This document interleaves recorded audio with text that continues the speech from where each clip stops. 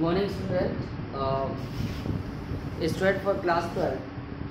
As you know, today we are going to learn the new chapter named Change in Profit Sharing Ratio, or you can say we will learn the goodwill and types of goodwill and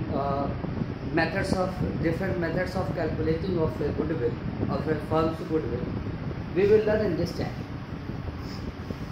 Student, first of all, I would like to say you have learned what is partnership, and you know what is partnership. Partnership is the relation amongst the partner.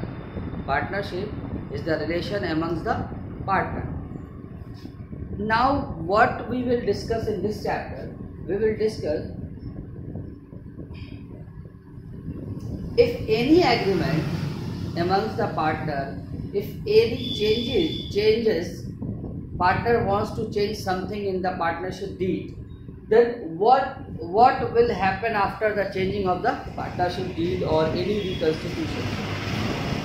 देखिए, जब partner मिलकर के वो किसी भी तरीके का कोई बदलाव चाहते हैं पार्टनरशिप में, चाहे वो चाहते हो, चाहे वो किसी मजबूरी के कारण हुआ हो, चाहे किसी भी तरीके से, तो क्या होता है, इसको बोलते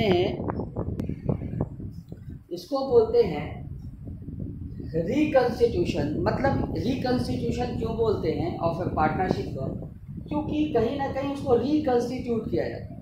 रिकंस्टिट्यूट का मतलब जब कोई भी अमेंडमेंट होता है, जैसे मान लीजिए प्रॉफिट शेयरिंग रेशियो चेंज हुआ, तो आप कहीं ना कहीं उसको फिर से एक प्रोसेस बनाते हैं कि क्या क्या हमारा फर्म के बीच में क्या क्या रेशियो रहेगा, कौन कितना सेक्रीफाइस करेगा, एटसेट्रा. आप इसी चैप्टर में पढ़ेंगे.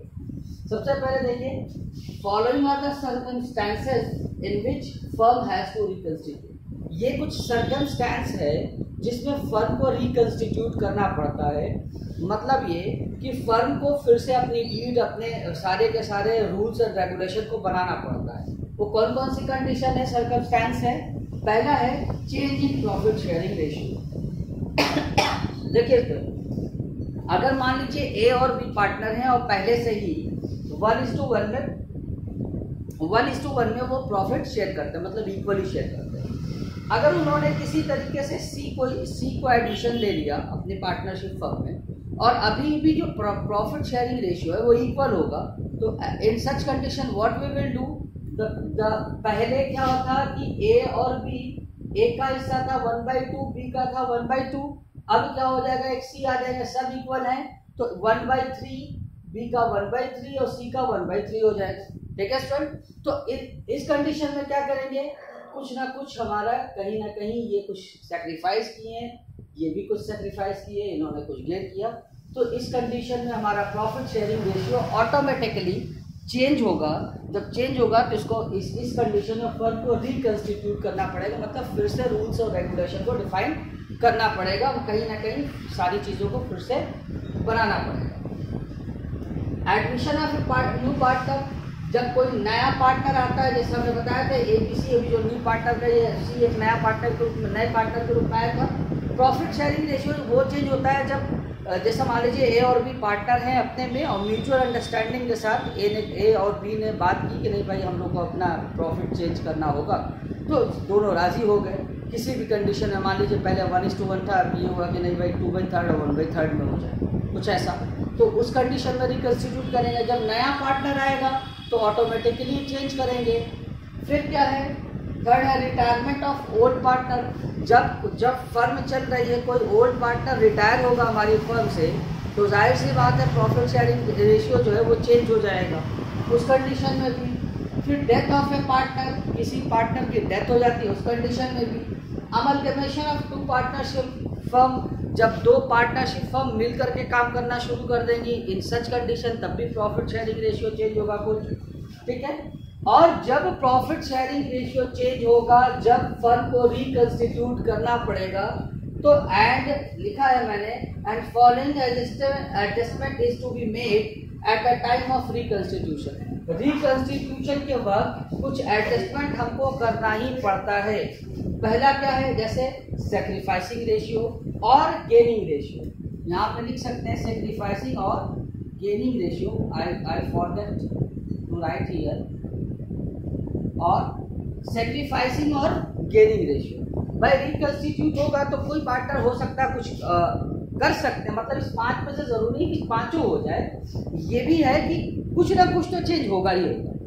जैसे रिकंस्टिट्यूट तो अगर प्रॉफिट शेयरिंग रेशियो चेंज हुआ पार्टनर्स का तो कोई सेक्रीफाइस करेगा और कोई गेन करेगा। सेकंड है अकाउंटिंग फॉर गुडविल। तो अकाउंटिंग फॉर गुडविल में जब नए पार्टनर आएंगे तो कहीं ना कहीं गुडविल का कुछ अमाउंट लेकर के आएंगे जो वो पुराने पार्टनर पहले से बिजनेस कर रहे होते हैं, ठीक है। या फिर फर्म में से कोई दूसरा अगर ओल्ड पार्टनर जाता है बाहर तो कहेगा भाई जो हमारी हिस्से की प्रॉफिट है वो तो है ही है, हमने इतने दिन फर्म में काम किया तो फर्म की गुडविल कुछ जनरेट हुई मेरी वजह से, तो हमको भी अमाउंट ऑफ गुडविल दीजिए। तो कुछ दोनों तरीके से अकाउंटिंग फॉर गुडविल करना पड़ेगा आपको। एडजस्टमेंट ऑफ कैपिटल, कैपिटल को कभी कभी एडजस्ट करना पड़ता है, जैसे